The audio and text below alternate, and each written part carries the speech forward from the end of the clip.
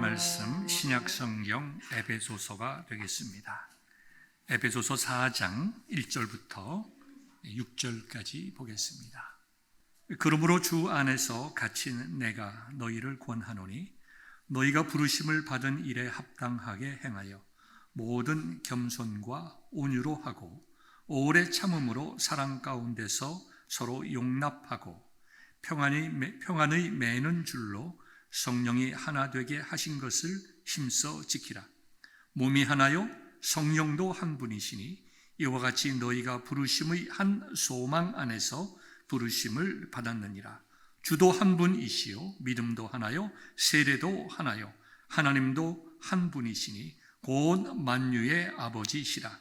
만유 위에 계시고 만유를 통일하시고 만유 가운데 계시도다. 하나님의 말씀입니다. 아멘. 여러분들 오케스트라에 대해서 잘 알고 계실 것입니다. 우리말로 하면 관현악단이죠. 세계적으로 유명한 오케스트라는 베를린 필하모닉 오케스트라 아니면 비엔나, 미국에는 필라델피아, 뉴욕 필하모닉 오케스트라가 있습니다. 한국에는 옛날에 국립교향악단이 있었지만 지금은 KBS로 이름이 바뀌어서 KBS 교향악단, 한나라의 문화적인 상징이라고 할 수가 있습니다. 우리가 음악을 전공한 사람들은 아니기 때문에 자세한 우리 구성은 알 수 없지만 기본적으로 이 오케스트라는 적게는 70명, 많게는 120명 정도로 구성이 되어 있습니다. 아마 여러분 슬라이드를 한번 봐주시면 악기들이 어떻게 편성되어 있는지 알 수 있습니다. 이 앞면과 옆면에 이렇게 현악기들이 이렇게 있고 가운데 부분에 목관악기, 그 다음에 금관악기, 타악기 이런 식으로 약 120명 정도가 이렇게 모여서 오케스트라를 이루게 됩니다. 목관악기는요 플루트라든가 오보, 클라리넷, 바순 이런 것들이 있고요. 금관악기는 혼이나 트럼펫, 트롬본, 타악기는 팀파니, 그 다음에 건반악기는 여러분이 잘 아시는 대로 피아노와 같은 것들이 있습니다. 각 악기들은 고유의 소리를 냅니다. 그럼에도 한 악기만 있는 것이 아니라 동일한 악기를 여러 사람들이 함께 소리를 냅니다. 그래서 같은 오케스트라, 한 오케스트라 안에서도 같은 곡을 연주할 때도 각각 악기의 특성들이 소리로 그대로 드러납니다. 짧은 시간이지만 여러분들에게 좀 몇 가지 소리를 소개하고자 합니다. 이 목관악기 중에서 가장 높은 음을 내는 피콜로라고 하는 이제 악기가 있는데 소리는 이렇게 납니다.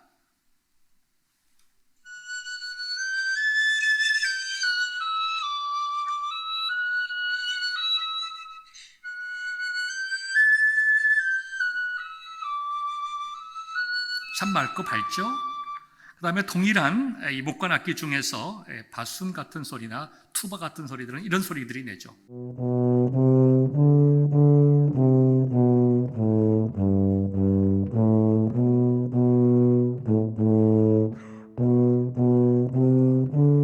전혀 다른 그런 느낌을 주는 소리들입니다. 그래서 동일한 그룹의 악기라 하더라도 각자의 소리를 그 특성에 맞게 한 사람 한 사람 연주자들이 정교하게 소리를 냅니다. 그 다음에 한 사람만으로 소리를 내기가 힘들기 때문에 여러 사람들이 서로 보완하며 그 다음에 악보를 넘겨가면서 도와가면서 연주를 하게 됩니다. 그런데 한 악기 한 악기도 중요하지만 더 중요한 것은 지휘자에 따라서 모든 120명에 되는 그 오케스트라 단원들이 그 악기들을 가지고 화음을 하나에 되는 그 아름다운 조화된 음을 만들어가는 것이 굉장히 중요합니다. 또 한 곡을 여러분들에게 소개하고자 합니다.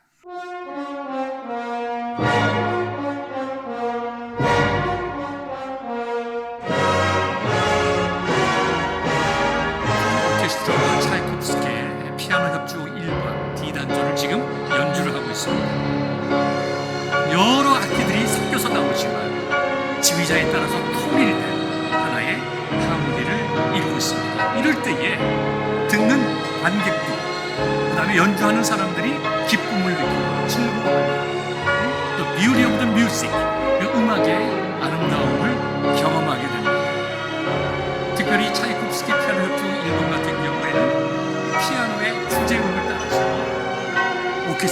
위해서 바쳐주고 있습니다.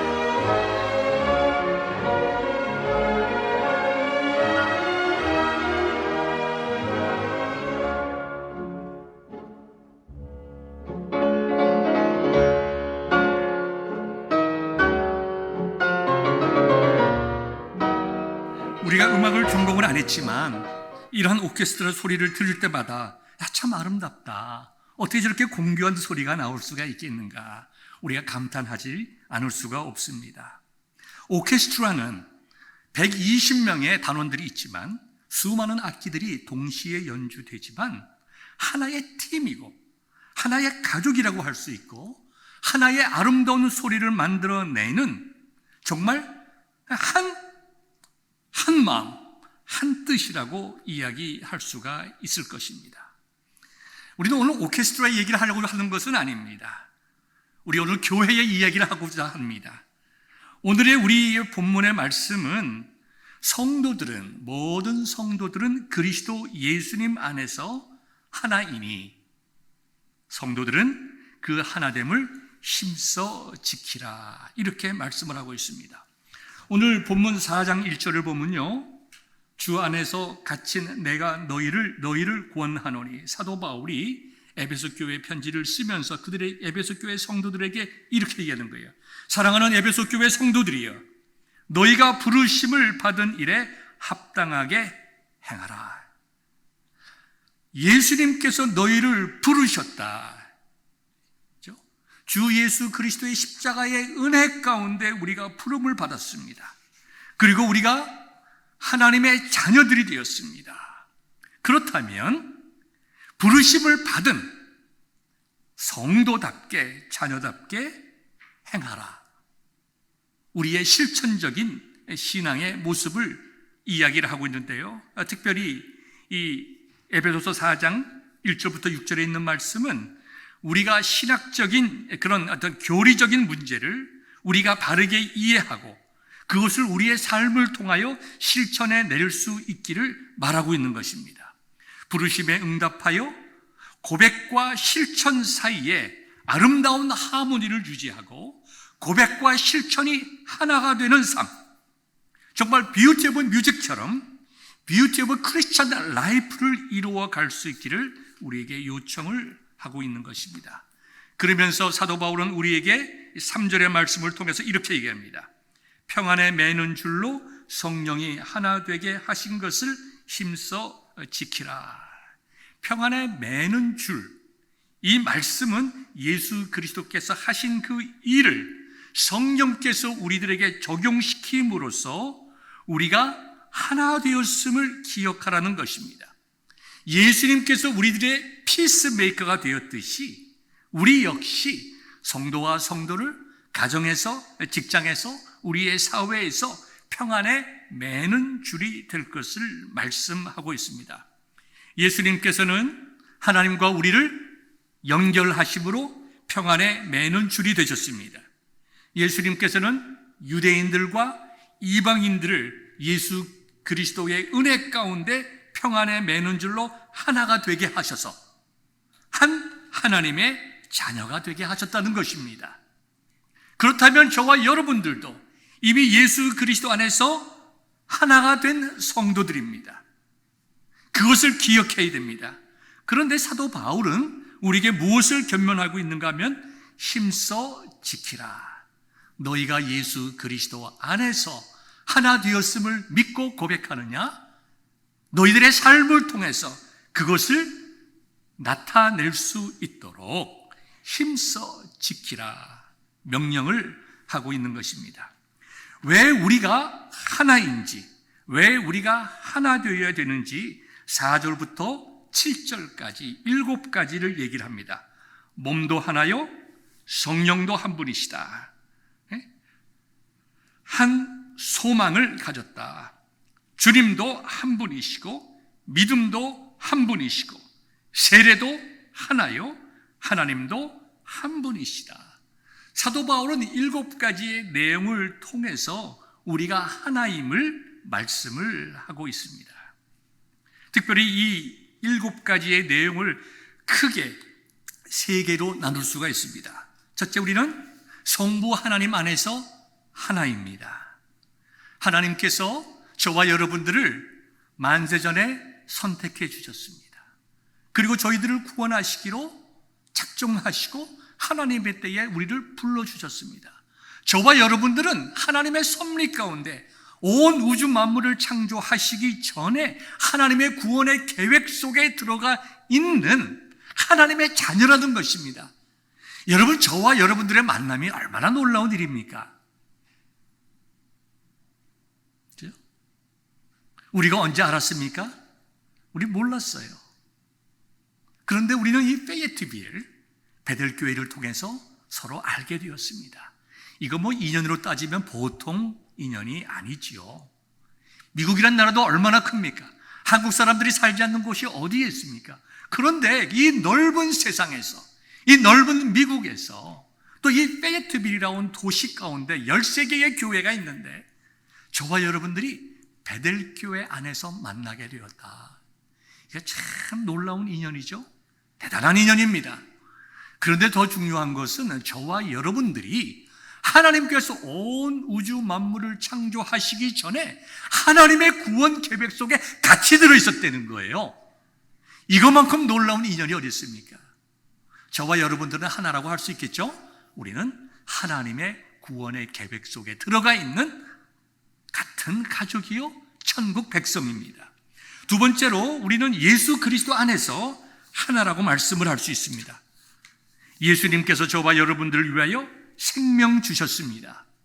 나만을 위해서 생명 주신 것이 아니라 여기 계시는 황 목사님을 위하여 생명 주시고, 우리 양 장로님을 위해서 생명 주시고, 오길순 권사님을 위해서 생명을 주셨습니다.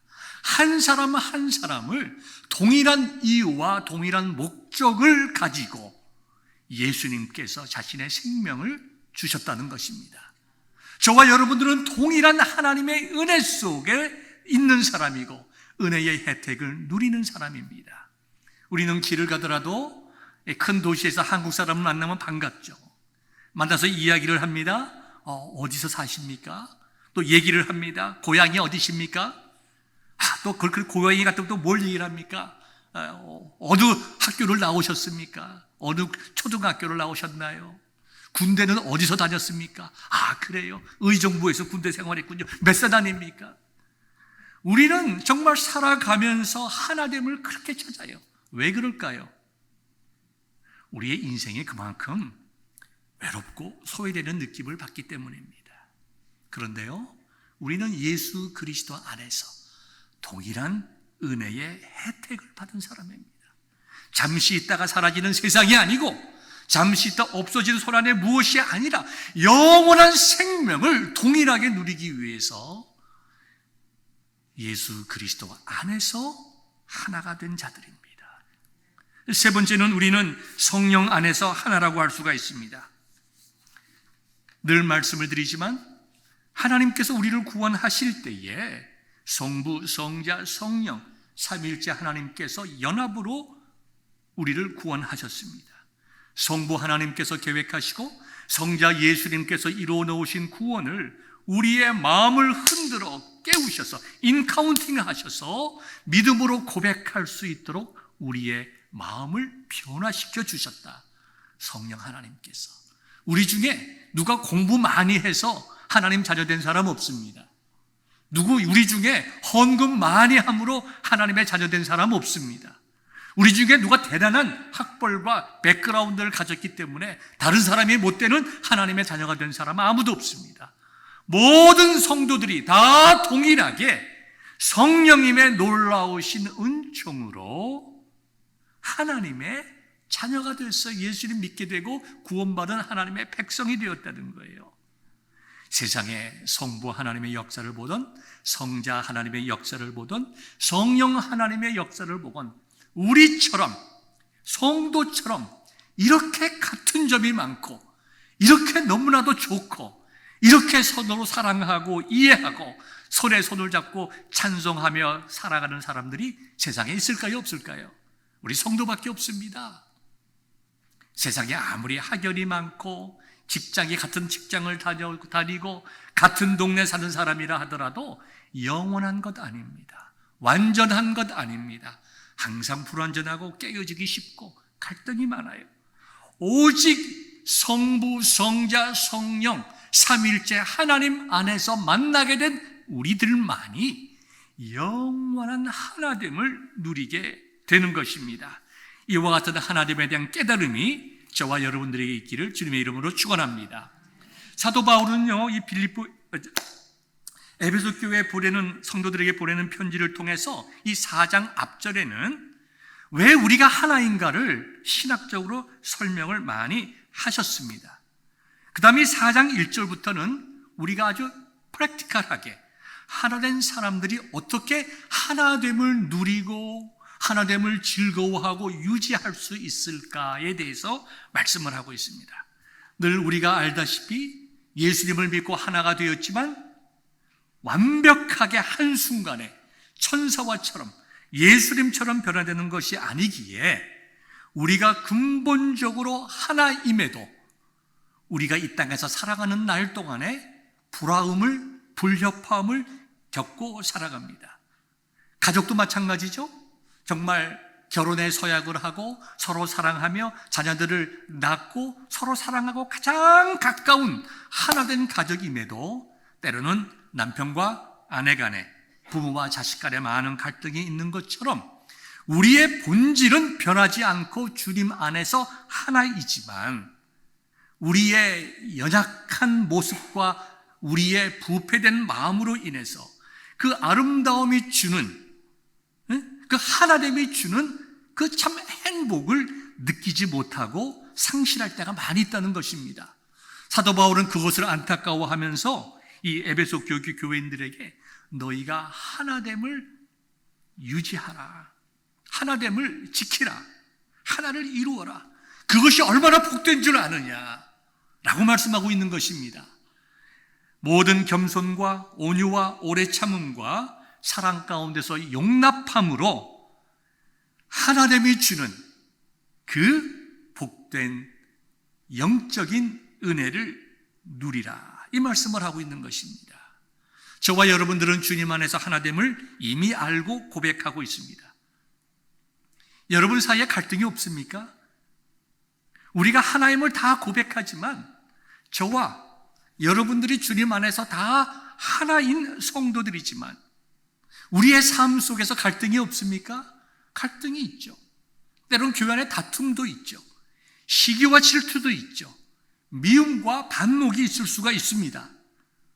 정말로 우리가 그리스도 안에서 하나됨을 우리가 고백한다면 우리의 머리뿐만 아니라 우리의 마음으로 하나됨을 느낄 수 있어야 되는데, 누려야 되는데, 오늘 사도 바울이 말씀한 대로 4가지 하나됨의 아름다움을 느낄 수 있는, 유지할 수 있는 길에 대해서 말씀을 드리고자 합니다.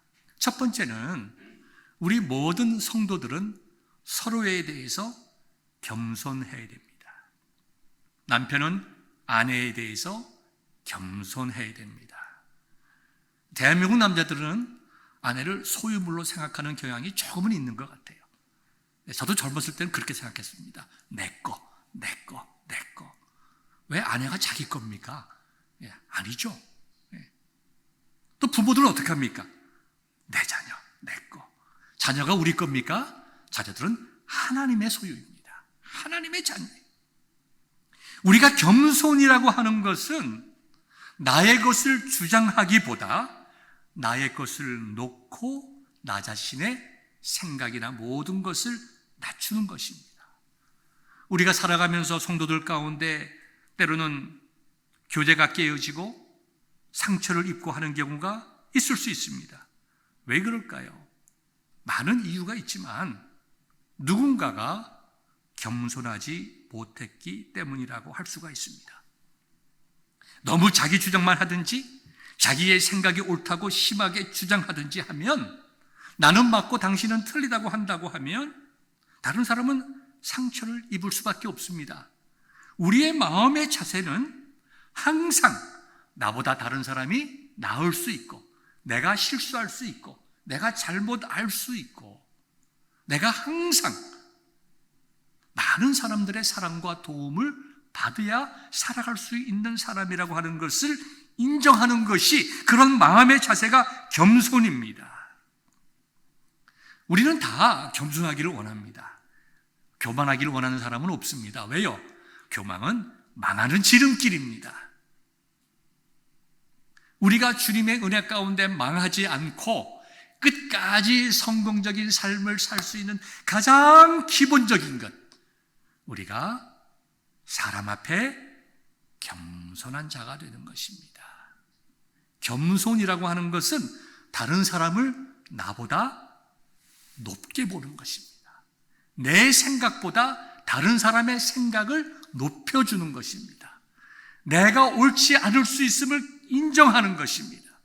부모와 자식의 대화 속에서도 내 자녀의 생각이 나보다 더 바르고 더 정확하고 더 깊을 수 있다고 자녀들의 인격을 존중해 주는 것입니다. 그것이 겸손입니다. 빌립보서 2장 5절부터 우리가 8절의 말씀을 보면 사도 바울은 빌립보 교회 성도들에게 이렇게 말했습니다. 너희 안에 이 마음을 품으라. 곧 그리스도 예수의 마음이니. 빌립보 교회 성도들이요, 여러분들은 여러분의 마음 속에 예수님의 마음을 품으십시오. 그 예수님의 마음이 무엇일까요? 그는 근본 하나님의 본체이시다. 하나님과 동등됨을 취할 것으로 여기지 아니하시고 오히려 자기를 비워 종의 형체를 가지사 사람들과 같이 되셨고 사람의 모양으로 나타나사 자기를 낮추시고 죽기까지 복종하셨으니 곧 십자가에 죽으심이라. 하나님께서 인간이 되신 것이 겸손입니다. 그런데 우리는 어떻게 살아갑니까? 우리가 낮아지기를 원합니까? 우리가 높아지기를 원합니까? 다른 사람을 세워둘 때에 기쁨이 있습니까? 내가 세움을 받을 때에 기쁨이 있습니까? 물론 우리가 세움을 받을 때도 마음속에 기쁨이 있죠. 그러나 더 기쁜 것은 우리가 다른 분들을 세워나가는 것이 더 기쁜 일인 것을 우리가 꼭 기억할 수 있기를 바랍니다. 이 겸손에 대해서 이러한 예화가 있습니다. 내비게이터 선교단체의 회장을 지냈던 론 센이라는 분이 있는데요, 어느 날 한 학생이 이분에게 찾아왔습니다. 선생님, 제가 예수님의 마음을 본받아 겸손하기를 원합니다. 그런데 어떻게까지 하여야 이 겸손했다고 할 수가 있습니까? 그것은 당신이 다른 사람으로부터 종처럼 취급받을 때에 당신이 어떻게 반응하는지를 보면 알 수가 있습니다. 우리가 그리스도의 마음처럼 우리 스스로 낮아지는 건 우리가 참 가능해요. 내가 겸비해야지, 내가 겸손해야지, 내가 다른 분들을 높이고 세워야지. 우리 예수님 믿는 사람들은 적어도 그렇게 생각합니다. 그렇지 않습니까? 여러분들 가운데 내가 저 사람 무시해야지, 내가 최고야, 여러분들 다 나를 높여, 이렇게 생각하는 사람은 없습니다. 정상적인 사람이라면. 그런데요, 우리가 살아가다 보면 다른 사람으로부터 참 무시당할 때가 있어요. 다른 사람은 그렇게 의도하지 않았더라도 내 마음속에 그런 씁쓸한 느낌을 받을 때가 많이 있습니다. 그래서 우리가 낮아짐으로 다른 사람을 높이는 겸손은 쉽지만 다른 분들이 의도했든지 의도하지 않았든지 내가 정말 눌려지고 밟힌다고 생각할 때에 그걸 잘 참고 견디는 분들은 사실 많지가 않습니다. 쉬운 일이 아니죠. 어려운 일이죠. 근데 주님은 거기서도 우리에게 너무나 좋은 모범을 보여주셨습니다. 베드로전서에 나와 있는데요, 베드로전서 2장 19절 20절의 말씀이 있습니다. 베드로 사도가 쓴 편지 중에 이렇게 기록되어 있습니다. 부당하게 고난을 받아도, 여기 고난이라고 하는 것이 그냥 단순하게 오늘 설교에서 사용하는 무시를 당하거나 그 다음에 정말 미스트리트 당하는 것뿐만이 아니겠지만 충분히 우리가 함께 이 말씀을 통하여 이해할 수가 있습니다. 부당하게 고난을 받아도 하나님을 생각함으로 슬픔을 참으면 이는 아름다우나 죄가 있어 매를 맞고 참으면 무슨 칭찬이 있으리요. 그러나 선을 행함으로 고난을 받고 참으면 이는 하나님 앞에 아름다우니라. 얼마나 귀한 말씀입니까? 우리가 이유 없이 다른 사람으로부터 짓밟힘을 당한다고 생각해 봅시다. 그러나 우리가 그런 상황에서도 우리 주님을 생각하며 잘 우리의 마음을 다스릴 수 있다고 하면 하나님께서 우리를 아름답게 보신다. 하나님께서 기억하시고 우리를 바라보면서 미소 지으신다. 하나님과 우리와의 관계가 복된 관계가 되는 것입니다. 우리는 특별히 내세울 것이 없는 사람입니다. 여기 서 있는 저나 우리 교회에 있는 모든 분들이 다 평범한 사람들이에요. 그죠? 우리 속에 대단하고 위대한 사람이 있습니까? 우리들의 자녀들은 그럴지 모르겠지만 제가 양심껏 얘기할 때 저나 우리 황 목사님이나 양 장로님이나 우리 권사님들이나 다 지극히 평범한 사람들입니다. 다른 사람 앞에 특별히 내세울 것도 없습니다. 우리가 그럼에도 불구하고 목사로 부름받고 장로로 부름받고 권사로 부름받고 이게 왜 은혜입니까? 우리가 사람과 하나님 앞에 정말 우리가 겸손하고 겸비할 수밖에 없습니다. 우리가 튀어오르면 우리가 우리 자신들이 누구인지 모르는 거예요. 사랑하는 성도 여러분, 교만하면 망하는 지름길이요, 겸손하면 하나님께서 우리를 기억하시고 세우시고 우리가 겸손한 성도가 될 때에 우리가 하나 되어 오케스트라의 아름다운 사운드처럼 영적인 찬송이 충만한 교회가 될 수 있습니다. 우리 저와 여러분들 다 겸비한 성도 되시기를 주님의 이름으로 축원합니다. 우리가 하나됨의 아름다움을 유지하기 위해서는 우리가 온유해야 합니다. 온유라고 하는 말은 그냥 사람이 기운이 없고 연약해 보이고 뭔가 그냥 아이고 약해 보여서 아이고 참 뭔가 내가 도와줘야 되겠다 그런 것 이야기하는 것 아닙니다. 예수님께서 마태복음 26장을 보면 예수님께서 잡히시던 순간에 베드로가 칼을 빼서 말고의 귀를 쳤습니다. 그때에 예수님께서 나무랐습니다. 칼을 쓰는 자는 칼로 망하느니라. 내가 지금 12군단이나 더 되는 천사를 불러서 이 자들을 제압할 힘이 없어서 내가 지금 잡혀가는 것 아니다. 한 군단, 로마의 그 당시의 군단이라고 하면 군인이 약 7만 명, 말이 한 8,000필 되는 것입니다. 계산을 해봐. 12군단이라고 하면 그 당시에 로마 군대의 그 시스템으로 봤을 때에 군사가 7만 명 이상이 되고 말이 8천 마리 이상이 되는 거예요. 이게 얼마나 대단한 군대입니까? 7만 명의 군사와 8천 마리의 말이 있다는 거예요. 내가 그 정도의 힘을 가진 천사들을 모아서 내가 이 앞에 있는 몇 명 안 되는 사람들을 쓸어내지 못하겠느냐. 예수님의 말씀은 뭐예요? 하나님의 뜻을 이루기 위하여 자신이 가지고 계시는 힘을 절제하는 거죠. 할 수 있으나 하나님의 뜻을 위하여 하지 않는 것을 말하는 것입니다. 힘이 있음에도 불구하고 힘을 통제하고 사용하지 않으므로 하나님께 영광을 드러내고 이웃에게 평화를 유지하고 예수님 믿는 것이 무엇인가 보여줄 수 있는 그러한 성품을 온유라고 말하는 것입니다. 한번 예를 들어보겠습니다. 아주 사나운 말이 한 마리 있다고 생각해 봅시다. 그런데 그 사나운 말을 잘 훈련시켰더니 아주 아름다운 준마가 아주 뛰어난 말이 되었습니다.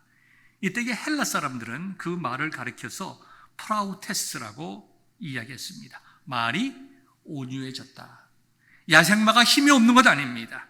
힘이 있고 뛸 수 있지만 주인의 의도에 잘 순종할 수 있는, 주인의 의도대로 사용될 수 있는 상태, 그것을 온유하다고 얘기를 하는 거예요. 우리가 무능해서가 아니고 가지지 못해서가 아니라 우리가 능력이 있던, 우리가 무엇을 가졌던 그것이 하나님의 영광과 뜻을 위해서 우리의 가정과 교우와 성도들을 위하여 사용될 수 있도록 그 모든 것, 특별히 우리의 마음과 생각과 우리의 기질과 성품이 컨트롤될 수 있는 것을, 컨트롤되는 것을 온유라고 하는 거예요. 여러분, 온유라고 하는 것은 매우 중요한 특징입니다. 우리가 온유하지 않으면, 겸비하고 온유하지 않으면 항상 우리는 우리의 가진 것으로 다른 사람들을 상처 줍니다. 사람들은 누구나 강한 점이 있고 약한 점이 있어요. 잘하는 점이 있고 좀 부족한 점이 있습니다. 근데 참으로 우스운 것은 항상 다른 사람을 볼 때에 자기의 강한 점으로 상대방을 보는 거예요. 자기의 잘하고 자기의 유능한 점으로 상대를 보는 거예요. 자, 그 눈에 들어올 사람이 얼마나 있겠습니까? 그래서 우리는 바른 판단, 바른 충고, 우리가 형제와 자매를 위해서 하는 말들이, 어떤 행동들이 다른 사람의 마음속에 위로가 되지 못하고 상처가 될 때가 얼마나 많이 있는지 몰라요. 얼마나 많이 있는지. 그런데요, 우리가 속에 있는 부족한 것을 볼 수 있다면, 내가 하나님 앞에서, 내가 사람 앞에서, 내가 자녀들과 내 남편과 내 아내 앞에서 내가 참 부족하다, 정말 하나님과 사람 앞에 자기의 부족함을 먼저 보게 된다고 하면 우리는 이웃을 볼 때에 상대방의 장점이 보일 거예요. 훌륭한 점이 보일 거예요. 잘하는 점이 보일 거예요. 그러면 어떤 결과가 일어날까요? 야, 참 훌륭하다. 어떻게 나는 이렇게 참 부족한데 저분은 저렇게 좋을까? 그 사람을 흠모하게 됩니다. 그 사람과 가까워지고 싶어 합니다. 그분에게 가서 배우려고 합니다. 가르치는 자가 아니라 배우는 자가 되고, 지적하는 자가 아니라 그분의 말을 듣고 고치고 싶어 하는 자가 됩니다. 이럴 때에 교회는 하나 되는 거예요. 이럴 때에 가족은 하나 되는 것입니다. 이럴 때에 신뢰가 생기는 것입니다. 이럴 때에 양보가 되는 거예요. 사랑하는 성도 여러분, 우리는 다른 사람들을 바라볼 때에 내게 없는 것을 발견할 수 있는 성도들 될 수 있기를 바랍니다. 그러면 나로 인해서 평화가 생겨요. 세 번째 덕목입니다. 우리가 겸비하고 우리가 온유해야 되는데, 이것은 많은 시간이 걸리면서 우리 자신들과 우리의 이웃과 가정이 변화되는 거예요. 지난 주간 우리가 야곱에 대해서 말씀을 배웠죠. 하나님께서 야곱의 인생을 통해서 우리에게 무엇을 가르치려고 하는가, 여러 가지 말씀을 드렸지만 마지막으로 그 말씀 드렸습니다. 사람이라고 하는 것은 참 변하지 않는 것. 우리는 다른 사람에 대해서 어떻게 저 사람은 저렇게 변하지 않나, 그 말을 하는 우리들은 바랍니까? 그렇게 쉽게? 이렇게 생각하면 틀림이 없습니다. 이 세상에서 나처럼 변하지 않는 사람은 없다. 그러면 그게 답이에요. 인정하시겠습니까? 네, 인정합시다. 저도 제 처가 지금 33년을 살고 있는데 결혼부터 지금까지 계속적으로 하는 말들이 한두 개가 아닙니다. 왜 계속적으로 얘기할까요? 그렇게 얘기를 듣고도 안 변하는 거예요. 최근에 결혼하신 유나 양은 남편 데니엘에 대해서 쉽게 변할 거라고 생각하지 마세요. 쉽게 변할 것이라고 생각하지 마세요. 내가 이렇게 얘기했는데, 또 얘기했는데, 어저께도 얘기했는데, 모든 것이 시간이 걸리는 것입니다. 그 시간이 걸리는 동안 하나님이 우리를 바라보시면서 참으셨잖아요. 하나님께서 기다려 주셨잖아요. 우리도 기다려야죠. 우리 주님께서 우리를 기다리셨잖아요. 지금도 기다리고 계시잖아요.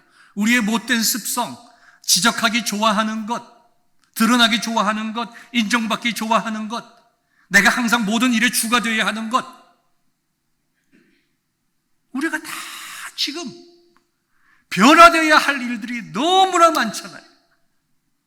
저 사람 때문에, 남편 때문에, 자식 때문에 얘기를 하지만 사실은 나 때문에 우리 가족이 힘들어하고, 나 때문에 우리 구역이 힘들어하고, 나 때문에 우리가 교회가 힘들어하는데 우리 하나님께서 지금까지 얼마나 참고 계시는가. 우리가 그걸 생각하면서 우리가 참을 수 있어야 우리는 우리 자신들을 통하여 교회가 하나 되는 아름다움을 볼 수가 있는 것입니다. 오래 참는 일도 중요하지만 더 중요한 것, 아주 팁이 있습니다. 그저 있는 그대로 받아들이는 용납입니다. 왜 인간관계 속에 많은 위기가 생길까요? 상대방이 내 마음에 안 들기 때문이에요. 여러분 마음에 쏙 드는 자식이 있습니까? 여러분 남편들은 여러분의 마음에 쏙 듭니까? 여러분의 아내들은 여러분 마음속에 우리 와이프가 세계 최고야. 조금 이상한 사람이죠, 그러면. 그죠? 왜 제 처가 저한테 30년 동안 똑같은 말을 계속할까요? 마음에 안 들기 때문에 그러는 거예요. 마음에 안 들어요. 그러니까 계속해서 바뀌어지기를 원하는 거죠. 바뀌어지기를. 물론 좋은 마음이 있겠죠. 물론 사랑하는 마음이겠죠. 그러나 30년이 지나도 안 바뀌는 것, 사실 바뀐 것도 많아요. 굉장히 많습니다. 그러나 한두 개 안 바뀐 거 어떻게 되겠습니까? 그걸 쥐어짜가지고 끝까지 바꾸려고 그냥 쥐어짜야 되겠어요? 그냥 이 사람은 이런가 보다 라고 내가 용납하면 가정에 평화가 있는 겁니다. 용납하면 교회에 평안이 있는 거예요. 왜 인간관계에 위기가 생기냐 하면 내 마음에 안 드니까 다른 사람을 자꾸 바꾸려고 하는 거예요. 너 이래야 돼. 예수님 잘 믿으려면 이래야 돼. 이래야 돼. 이런 말들을 누가 제일 잘 이해할까요? 한국 부모를 가진 우리들의 2세들일 것입니다. 그러니까 우리 아이들도 저보고 종종 그런 얘기해요. 코리안 페어런츠들은 똑같다는 거예요. 코리안 페어런츠. 참 아이들이 다 이게 커서 다 나가고 나니까 얼마나 아이들한테 미안한지 몰라요. 그래서 저는 아이들에게 요즘 와서 제일 많이 하는 얘기, 얘들아 아빠가 잘못했다. 용서해다오. 아빠가 잘못했다. 용서해다오. 우리가 용납하는 거예요. 특별히 자식들에 대해서 마찬가지입니다. 자식들도요, 다 좋은 자녀 되고 싶어 해요. 성도들도 다 좋은 성도 되고 싶어 해요. 목사님이 맨날 여러분 이러면 안 됩니다. 교회 갈 때마다 꾸중을 듣는다고 하면 여러분의 마음속에 평안이 있겠습니까? 아니죠. 목회라는 게 뭐예요? 성도들이 있는 그대로 용납하는 게 목사입니다. 이런 분도 계시고 저런 분도 계시고 피콜로 소리를 내는 분도 있고 바순 소리를 내는 분도 있고 바이올린처럼 날카로운 분도 있고 정확한 분이 있는가 하면 부드럽게 첼로처럼 컨트라베이스처럼 한두 번 이야기를 해도 우리의 마음을 푸근하게 하는 분들이 다 다른 거예요. 그 오케스트라처럼 우리 한 사람 한 사람이 남에게 부담이 되는 자가 아니라 자신의 일은 내가 스스로 하려고 하고 나와 다른 사람들의 관계에 있어서 귀를 들어서 옆에 있는 악기의 소리를 듣듯이 그 이야기를 듣고 조화를 이루기 위해서 나 자신을 드린다고 하면 하나님께서는 우리에게 은혜를 주시는 것입니다. 우리에게 복 주시는 거예요. 우리에게 기쁨을 주시는 거예요. 내 소리보다도 상대방의 소리를 들으면서 즐거워할 줄 아는 거예요. 바이올린 연주자들은 바이올린 소리를 들으면서 옆에 트럼펫과 오보의 소리를 들으면서 즐거워하는 거예요. 우리 주님께서 이렇게 말씀하셨습니다.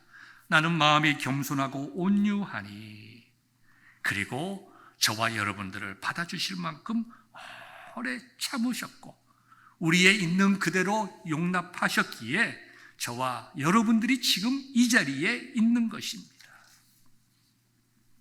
여러분 우리 교회의 이름이 뭔지 아시죠? 영어로 얘기하면 베텔 코리안 프레스비테리안 처치, 한글로 말하면 베텔 한인 장로교회, 줄여서 말하면 베델교회, 베델교회입니다. 저는 오늘 설교에 맞추면 우리 교회 이름을 이렇게 말할 수 있습니다. 베텔 심포니 오케스트라. 얼마나 아름답습니까? 이 베텔 필하모닉 오케스트라, 심포니 오케스트라를 창설하신 분은 누구실까요? 성부 하나님께서 창설하셨어요. 그리고 단원들을 다 모아서 불러 주셔서 이 베텔 오케스트라의 단원이 되게 하신 분이 누구십니까? 우리 주 예수 그리스도시죠. 그리고 우리를 훈련시키시고 우리를 이끌어 가시는 지휘자, 컨덕터가 누구십니까? 성령님이세요.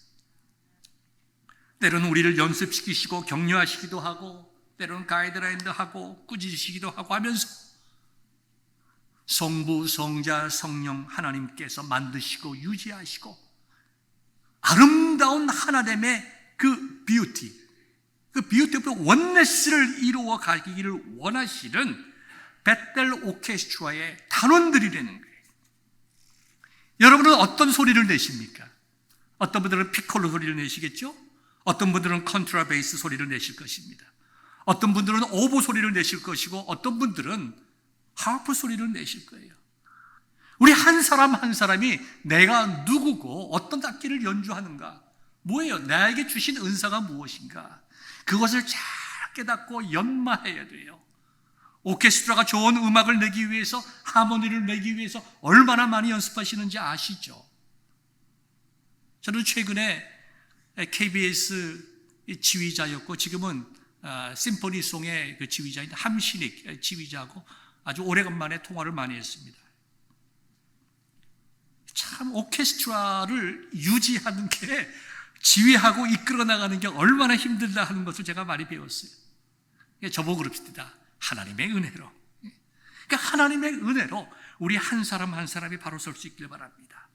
우리가 지휘자 되시는 성령님의 를 바라보고 옆에 있는 분들의 소리를 들어가면서 같은 목표를 향하여 나간다고 하면 개인적인 영성과 공동체의 영성이 드러나고 세상에 감동과 감격을 주는, 그러므로 세상에 하나님께 영광 돌리는 아름다운 주 예수 그리스도의 십자가의 은혜 안에서 아름다운 영적인 소리를 낼 수 있는 그런 심포니를 만들어낼 수가 있을 것입니다. 저는 여러분들에게 한 오케스트라 음악을 이게 소개하면서 설교를 마치고자 합니다. 이 곡은 여러분들이 잘 아는 곡입니다. 2013년 네덜란드의 수도 암스테르담에서 연주했던 안드레 리우 악단의 연주입니다. 우리가 좀 들어보면서 우리 자신들이 정말 예수 그리스도 안에서 하나가 될 때에 이와 같은 영적인 아름다운 소리를 낼 수 있는 spiritual oneness, 우리가 그것을 좀 생각하면서 이 음악을 들을 때에 내가 우리 베델 교향악단의 단원으로서 내가 서 있어야 될 그 자리에 바르게 서 있고, 내가 겸손하고 온유하고 오래 참는 가운데 용납함으로 내가 하나됨을 이루는 귀한 성도 되어야 되겠다 하는 마음의 결단을 이 음악을 들으면서 우리가 가질 수 있기를 바랍니다. 우리 함께 듣겠습니다.